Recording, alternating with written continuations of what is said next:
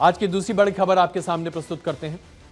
ऐसा लगता है जैसे कि कुछ एक राज्यों ने यह तय कर लिया है कि उनकी राज्य सरकारें राज्यपाल के खिलाफ अपने मोर्चे को लगातार खोलकर ही नहीं रखेंगी, बल्कि उसे और ज्यादा तेज बनाती जाएगी।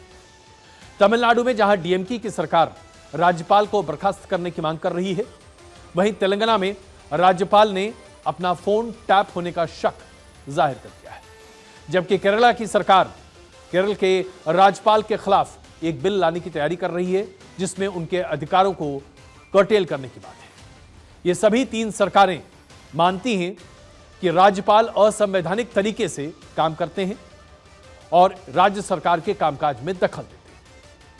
राज्य सरकारों और राज्यपाल के बीच टकराव की ये जो तस्वीर आज आप देख रहे हैं, ये नई नहीं है, पुरानी है।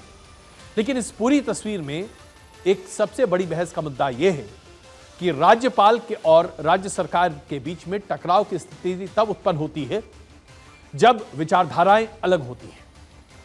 और आज जो टकराव की स्थिति दिख रही है, उसमें यह टकराव उन राज्यों में जहां ज्यादा है, वो सभी राज्य ऐसे हैं जहां पर गैर बीजेपी की सरकार है। तो क्या यही वजह है जिसकी वजह से राज्यपाल और राज्य सरकार के बीच में मतभेद और मनभेद बना हुआ है?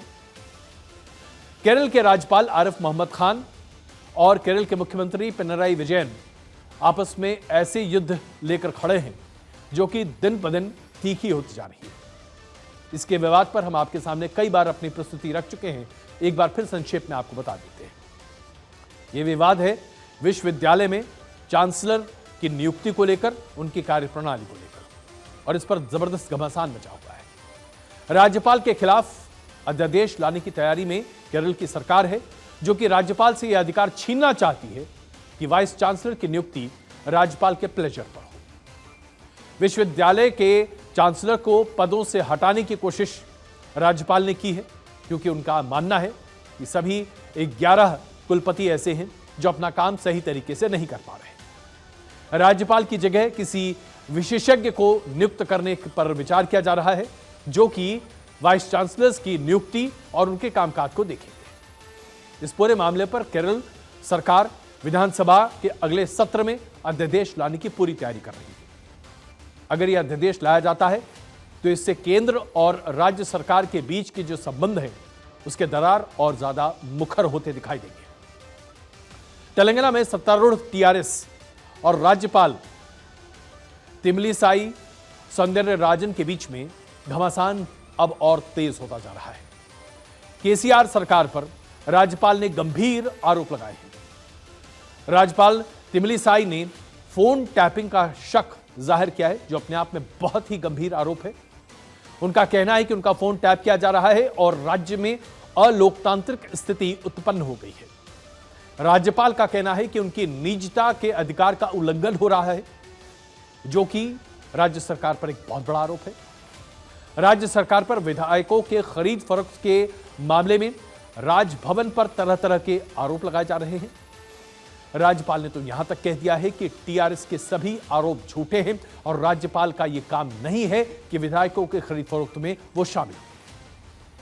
वहीं तमिलनाडु में तमिल सरकार मौजूदा राज्यपाल रविंद्र नारायण रवि के पीछे हाथ धोकर पड़ रही है। अब यहां पर क्या विवाद है, यह भी जानना आपके लिए आवश्यक है।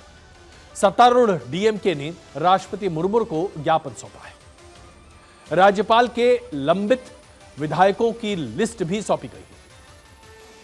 राज्यपाल रवि को उनके पद से हटाने की मांग अब डीएमके की सरकार कर रही है। डीएमके की सरकार का आरोप है कि राज्यपाल सांप्रदायिक नफरत फैला रहे हैं।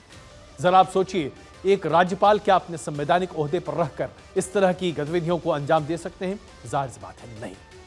लेकिन चूंकि राज्य सरकार और राज्यपाल के बीच में तनातनी का माहौल है, इस तरह से आरोप और प्रत्यारोप पड़े होते चल रहे हैं। हम आपको यह बताना चाहते हैं कि राज्यपाल और केंद्र सरकार के नुमाइंदे के तौर पर काम करने का उसका काम होता है। ये क्वासी फेडरल गवर्नमेंट है, जो कि हमारे संवैधानिक ढांचे का मूल आधार है। जिस तरह से केंद्र सरकार प्रेसिडेंट को अपनी रिपोर्टिंग देती है, वैसे ही राज्य सरकार की रिपोर्टिंग राज्यपाल के पास होती है। लेकिन जब जब राज्यों में केंद्र के विमुख सरकारें होती हैं, ऐसी सरकारें आमतौर पर राज्यपाल को केंद्र का एजेंट मानती हैं और ऐसे में ही टकराव की स्थिति उत्पन्न होती है, जिसका हालिया और बड़ा एग्जाम्पल हमने पश्चिम बंगाल में देखा, जहां ममता बनर्जी ने उस वक्त के राज्यपाल धनखड़ को केंद्र का एजेंट कई बार करार दिया। यहां तक कि ममता बनर्जी ने तो मौजूद उस वक्त के राज्यपाल धनखड़ को बीजेपी का एजेंट करार दिया था। राज्यपाल और केंद्र सरकार के साथ समन्वय आवश्यक होता है, क्योंकि ऐसे तमाम विधेयक हैं जो राज्य सरकार के द्वारा पारित होने के बाद राज्यपाल को भेजे जाते हैं और राज्यपाल उसके लिए मशवरा केंद्र सरकार से करते हैं, खास करके गृह मंत्रालय से। ऐसे में यह विरोध लगातार बना रहता है। ये तमाम वो राज्य हैं जहां पर एक के बाद एक विरोध की स्थिति है, चाहे पंजाब की बात करें, झारखंड की बात करें, दिल्ली की बात करें, यहां तक कि महाराष्ट्र की पहले की सरकार की बात करें, जहां पर राज्यपाल के ऊपर तरह तरह के आरोप लगाए जा रहे हैं।